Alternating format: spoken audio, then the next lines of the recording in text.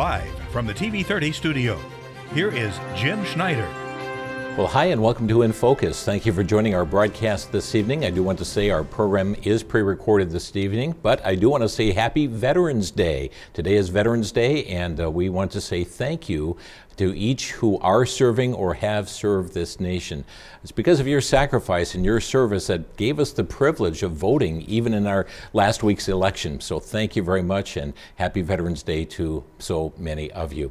Well, as we take a look now, we are 1 week past the 2024 election, and we're told that more voters in Wisconsin participated in this election than any other election here in our history. So good job for getting out and casting your votes. With analysis of what's taken place, we welcome back to our studio tonight Daniel Degner. Daniel is the president of Wisconsin Family Council. And Daniel, so good to have you with us here. Yep, it's great to be with you, Jim, and really exciting election results. There was a mix of good and bad, but excited to share the results with you. Great, and we'll be talking about that momentarily. Also, Sam Krebs with us, Legislative Director for Wisconsin Family Action. Sam, good to have you back. Jim, pleasure to be here. Okay, so let's get right into it. We've got a lot of information to talk about here this evening, and I think what we'll do is we'll look first nationally, and then we'll bring it down here to the state of Wisconsin.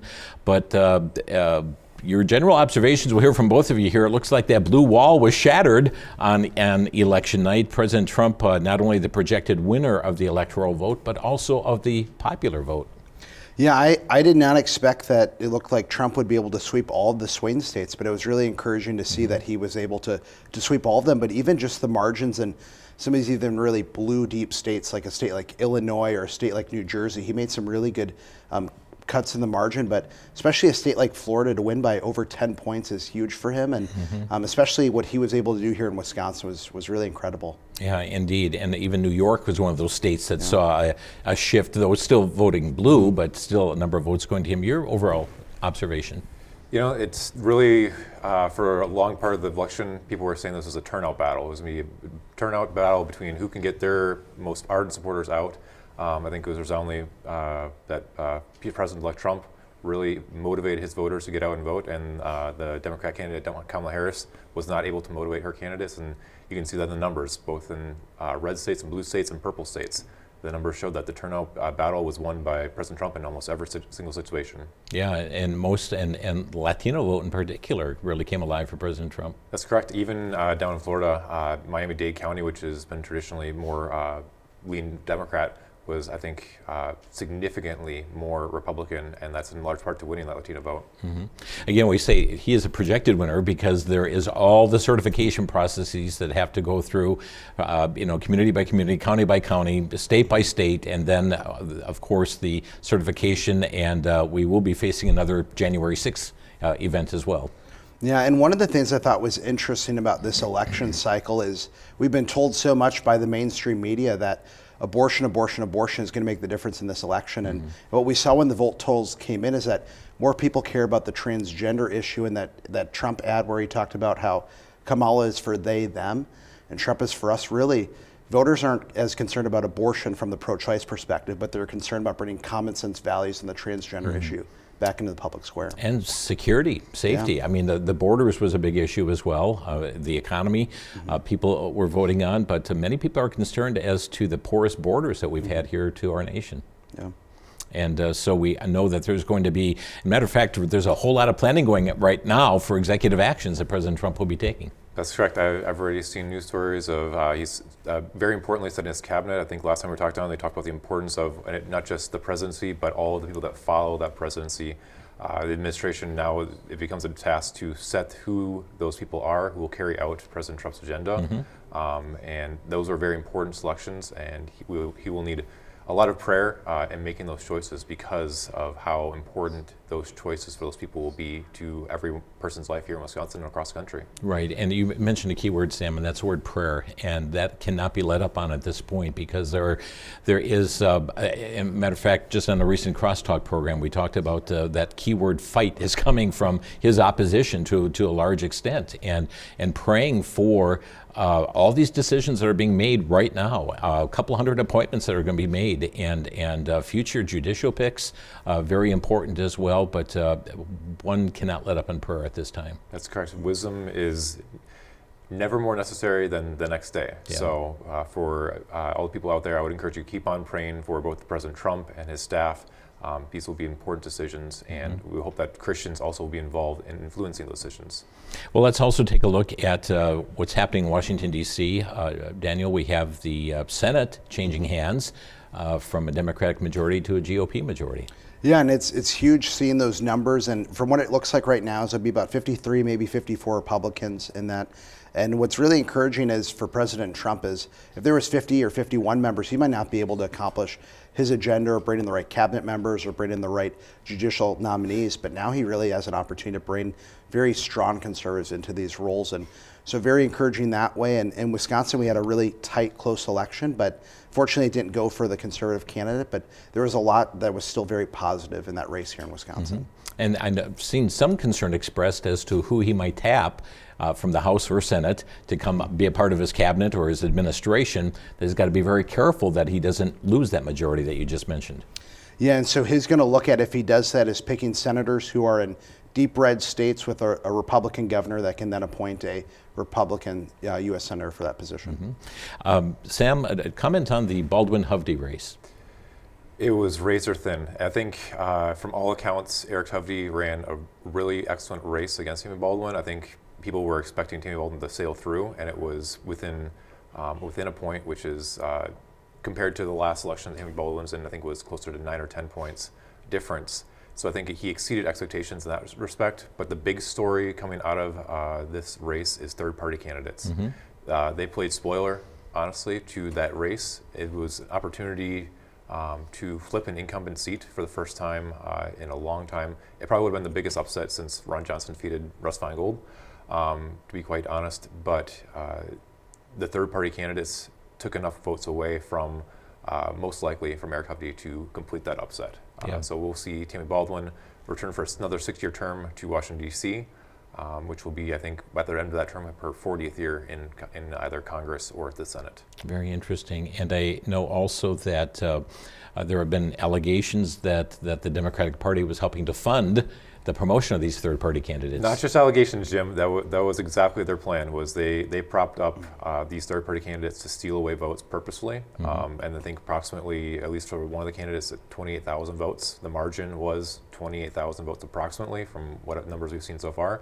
So that was the difference, and so they wisely, to some degree, chose to invest money in a candidate who wasn't going to win, but was going to pull enough votes, maybe from conservative or libertarian candidate voters, to draw away from their opponent, their real opponent. Now, the other thing we pointed out about the Senate, which is so key for a Trump administration, is he's got that majority now to sail through his cabinet level positions. All these appointees, they are the group, the body.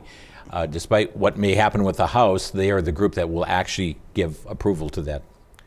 Correct. They confirm, the Senate is solely in charge of confirming appointments, as well as judicial appointments. So that's important. I just talked to a lawyer yesterday who couldn't express enough how important judicial appointments are. I think, back in 04, 08, even as recently as 2012, people didn't realize how important judicial appointments are. Now they become crucial. They really are affecting our lives on a day-to-day basis. I'm tracking at any time 15 to 20 court cases on the federal level that have broad effects on both life, on the transgender issue. Religious liberty specifically is one was targeted under the Biden-Harris DOJ. And so these judicial appointments that will be forthcoming from the Trump administration will have ripple effects for years to come. Yeah, and we're going to look a little bit later in this interview about a judicial matter right here in the state of Wisconsin. Let's move to the House of Representatives as well. How did that bode for the state of Wisconsin? Yes, we didn't see many changes in the state of Wisconsin. Before Election Day, we had 5 Republicans, we had 1 open seat and 2 Democrat seats. The open seat was held by a Republican previously. And then with election, we had all the same seats went Republican that were previously Republican. The Democrat ones went Democrat. So there'll be 6 Republicans and 2 Democrats coming from the state of Wisconsin.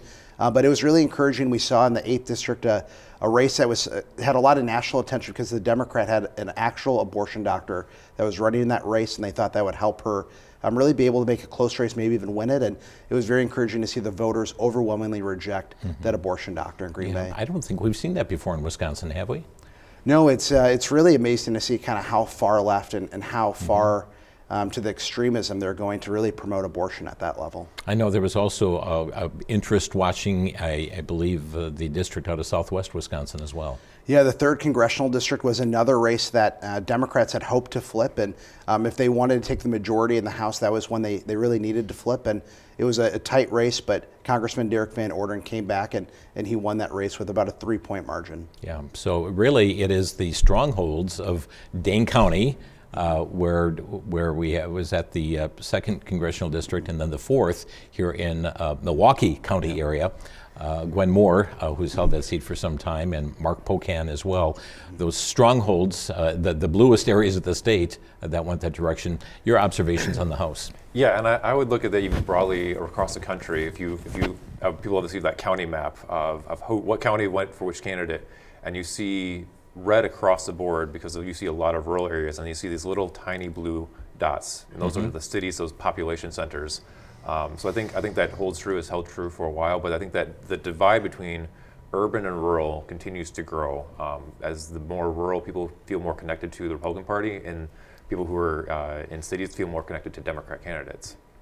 So friends, again, we encourage you to, first of all, thank you for going and voting and participating in the process. Again, a record turnout as far as number of votes. We're still waiting on those final percentages, but as far as the number of people participating was a record turnout here in the state of Wisconsin. And to be a part of the process, one of the problems that has happened is that people have sat back and have been silent and have not gone to the polls. And you made a difference in this election. We've talked about what's happening on the federal side of things, but we're going to bring it down to the state now at this point because there are ramifications on this, even the redistricting that happened from this Supreme Court here in the state of Wisconsin as well. So let's talk about the Wisconsin State Senate and Assembly. Let's focus first on the Senate, if we could. Yeah, and the one unique part is for the state legislature had to have new maps with redistricting from the courts, but the U.S. congressional maps did not this cycle. But overall, I would say, especially for the Senate versus the Assembly, we saw Democrats overperformed here in Wisconsin, the state Senate races. Republicans overperformed expectations in the state Assembly races. We had 4 important races that were expected to be really tightly watched, and in each of those races in the state Senate, Democrats won. Okay, and so where is the makeup right now as we see it as far as the Senate and then the makeup of the Assembly? Yep, so right now the makeup of the Senate is 18 Republicans to 15 Democrats. There's 33 total, but really the concern comes in for members of the Senate as they look to 2026. The map gets very difficult for them to retain a majority after the 2026 election. And that will also be the election that the governor is up for election as well. Yep, the governor and attorney general as well. So this will be a critical election to be watching in 2026. What about the Assembly? Yep, the Assembly, it's they're still trying to finalize some districts, but it looks like we're going to see 54 Republicans and then 45 Democrats come. Okay, and Sam, there was hopes by the Democratic Party that they were going to take the Assembly. I think that was their goal, was to really make a hard push. The candidates for the Republicans outperformed, I think, expectations, but that's by no means saying that they dominated the races. There was a race in Milwaukee that came down to 18 votes. Again, that was 18 votes. It's so, that Rodriguez district? Correct. Jesse Rodriguez won her seat by 18 votes. I'm going to repeat that again for people. 18 votes. When we talk about how close these races are, I think last time on the program we talked about how important it is to get out and vote.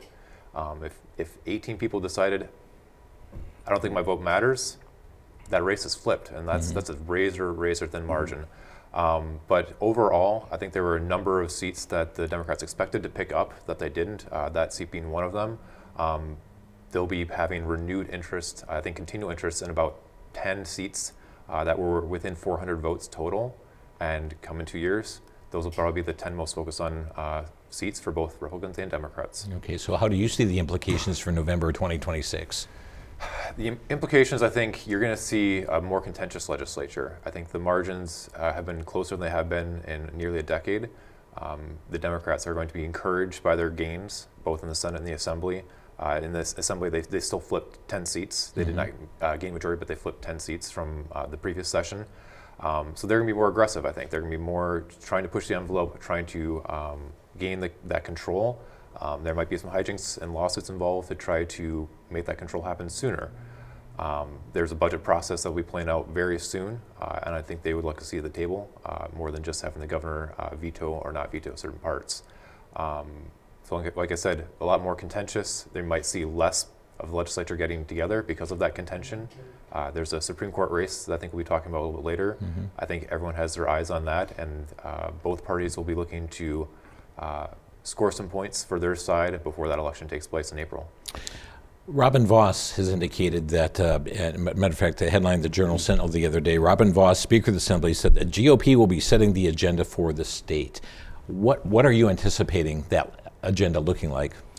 Yeah, one of the things that I know we're expecting from the speaker is tax cuts, especially with the excess budget money that came in this past legislative session. But another area that we want to see is just really good, solid social conservative policy that is really winning for both sides of the aisle and the broader public. So we think of bills like age verification. We believe that minors should not be able to access pornography. We think really common sense bills like protecting women's sports by not allowing transgender men to play in sports, but especially into locker rooms, those sort of issues, and even pro-life bills. If we were able to support pregnancy resource centers with taxpayer money, even just in the amount of $1 million a year, it would really make a huge impact in supporting women and babies in our state. Sam, you're going to be working on more the legislative side and interaction. What are you anticipating here in this session?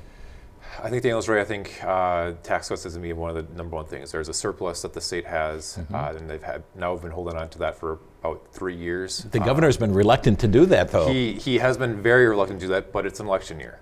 So the dynamic changes for the governor if he's in a running for a re-election. Similar to his first term, magically a tax cut all of a sudden appeared and was passed by the governor. And he actually benefited by the Republicans' budget that he accepted. That's correct. In the last term propelled his reelection. That's correct. In that situation, and I was in legislature at the time, the Republicans wrote the tax cut, and then the governor threatened to veto it, and they still passed it, and then he signed it, and then took credit for writing the tax cut. But that is the nature of politics. You sign it, you own it. So he took that message to the people and said, I passed the tax cut. And won his second term. So I think Tony Evers has a decision to make whether he'll run for a third term or not. But I think some of those calculations will come into play with tax cuts, other large pieces of legislation that will deal with finances. The budget is always fought over. Right now, there are high-level discussions about what that budget's going to look like. So that is really important. To Daniel's point, we saw some movement on some of those bills. The age verification bill, that was a bipartisan bill. We hope we get bipartisan support for that again.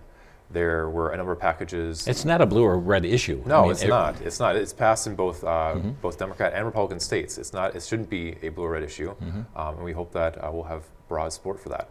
Another one is supporting adoptive parents. That was something that came out in last session that we hope will come back again.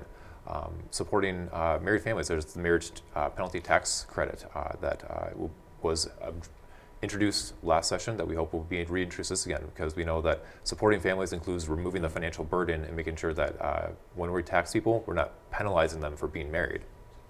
Let's hit another issue that was on everybody's ballot, and that was the referendum here. And that referendum, just again, by way of clarification, eligibility to vote shall Section 1 of the Article 3 of the Constitution, which deals with suffrage, be amended to provide that only a United States citizen age 18 or older who resides in the election district may vote in the election for a national, state, or local office or a statewide or local referendum. I noticed we had received an email from Wisconsin Council of Churches. They carried an editorial saying, no, to love our neighbor, we really shouldn't do this. This is, in essence, heaping insult upon injury. It's already illegal for illegals to vote here. You have to be a citizen. But a very important change, and the majority of Wisconsin voters saw the importance of it. Yeah, and I think back to what Sam said last week when we were on the show of, if really the argument is that, well, this isn't happening, so we should vote no anyways, and well, why is this happening in states like Maryland and California and Washington, D.C.? And I think this is just another great example we've seen in our electorate that really people in our state want election integrity. Even though the governor continues to veto these bills, when the people get an opportunity to vote on them, they overwhelmingly pass. Yeah, they do. And Sam, it was not a small margin either. It wasn't. I think last number I saw was 70% voted for it. I would say it's still concerning me that 30% of people want non-citizens to vote in our state and local elections. I think that's kind of concerning. I think the 70% is still a wonderful number, passed with flying colors, but really some of these common sense things you hope people will attach to. And I think how many of those people do you think were victims of deception? For instance, like from Wisconsin Council of Churches, who say, "Oh no, we already have that protection. We don't need to do it again a second probably time." all of them, probably a good majority of them bought into that messaging. But we'll see as we see future. We've seen a number of constitutional amendments come through in the past few years. We'll see a few more come through actually. There are a few on the table for this upcoming session. One will be voter ID is on the table to be a constitutional amendment. I think the legislature has a great interest in continuing those election integrity efforts. Another one that we'll be supportive of is a constitutional amendment to protect churches under states of emergency. So we saw during COVID in 2020, the government shutting down churches, preventing churches from gathering and completely. So we have been advocating for a constitutional amendment that will tweak some language to better protect churches from government control. We have just been through a very long election process here and many, many weeks and months of advertising and so forth. It's important that our viewers know that we've got more elections coming up, and we must not suffer from election fatigue. And I know, Sam, you're very burdened about an election, a very critical election we're facing this coming spring, likely maybe just in April. We'll see if there's a primary or not, but we have a Supreme Court seat that is an open seat coming up here in this spring election. That's correct, and I'll speak to the voter fatigue. Even I was getting tired. I have a stack of flyers in my office that are about this tall of election flyers. I can recite back to you almost every election ad after seeing them probably 30, 40, 50 times. So I'm sick of it too. So maybe we'll take a little bit of time off for Thanksgiving and Christmas, but there is I don't think it's hyperbole to say the most important election in the next probably 4 years is happening this April, and that is for that open Supreme Court seat. And the reason for that is because right now the Liberals have a 4-3 majority on the state Supreme Court. With that open seat, there's a Liberal that retired, and so that seat is up to be flipped and then it would flip the entire court control. That is extremely important. The reasons why: one, life. There is currently 2 separate abortion cases before the Supreme Court. They're hearing oral arguments today about that in the state Supreme Court. So they will be deciding the future on the abortion issue for the state of Wisconsin. Winning that seat will go greatly towards winning on the life issue. They have court cases in front of them regarding school choice, Act 10. Others that would be on the table, they've already talked regularly. I just talked about voter ID and the constitutional amendment there. They've been talking about removing voter ID from the laws for a while. They would have the numbers in the court to do that. So, once again, this is probably the most important election. I know we just came through election, you hear that phrase every time. Right. Most important election in my lifetime is this one. But as it relates to the state of Wisconsin in particular, as it relates to the state of Wisconsin, this is even probably more important than the governorship in 2026. That I cannot express enough how important that race is. And I'll go back to what we opened the segment with. The presidential election was about turnout. That's what both sides were saying. It was about turnout. That's what this election in spring will be. It's notoriously just not as many people will come out in April to vote. But it will be about turnout and who can turn out their people the most. So I know people are fatigued. I know they're tired. So take a rest from the ads. Take a rest from all of that. Enjoy time with family. Enjoy the holidays. But stay engaged with that issue. Stay engaged with the Supreme Court. Pay attention to the 2 candidates. Right now we have Brad Schimmel and Susan Crawford. Brad Schimmel will be running under the conservative ticket, and Susan Crawford will be running under the liberal ticket. So take time to think about those candidates, and in April, we'll have a big decision to make for that. Daniel, your comment on this election too. Yeah, I couldn't overstate as well. It is an important election. And so one of the things when we hear the term, this is the most important election of our lifetimes, we intentionally at Wisconsin Family Council, Wisconsin Family Action, we did not say that about this presidential election because we know that truly is the spring 2025 Supreme Court election. And one of the things that's really encouraging to me is we had over 1,000 churches in Wisconsin that stood up and offered our election resources and utilized them to encourage their church to honor God with their vote by voting biblically, prayerfully, and carefully. And we're really encouraged as we look into the spring, as our hope and our goal is to have another 1,000 evangelical churches in the state of Wisconsin encourage their people to vote. And we believe that truly will make a difference. We saw in some of the state legislative races that very likely was the difference in a few of them. And we hope to continue that on in the spring and future elections. And on that issue, you're keeping people informed through Wisconsin Family Council. How can people sign up to get your emails and releases? Yeah, you can do so at our website, wifamilycouncil.org. wifamilycouncil.org. You may also reach out to them with your questions by phone, 1-888-378-7395. Daniel, thanks for being with us tonight. Yeah, thanks for having us, Jim. Sam, good to have you here as well. Pleasure, Jim. And friends, thank you for joining us. And keep in mind, there are things that are happening right in your communities as well. Those of you in Milwaukee County, for instance, and in the city, budgets are being voted on right now. And despite the fact that your Milwaukee County Board of Supervisors just were given a big lush sales tax increase, do you know that they're also proposing at this time to have a 2.4% levy increase on your property taxes as well? Always the hunger for more. It's important you are knowledgeable and that you're engaged. Friends, thank you so much for joining us here on TV 30's inFocus. May you have a good night.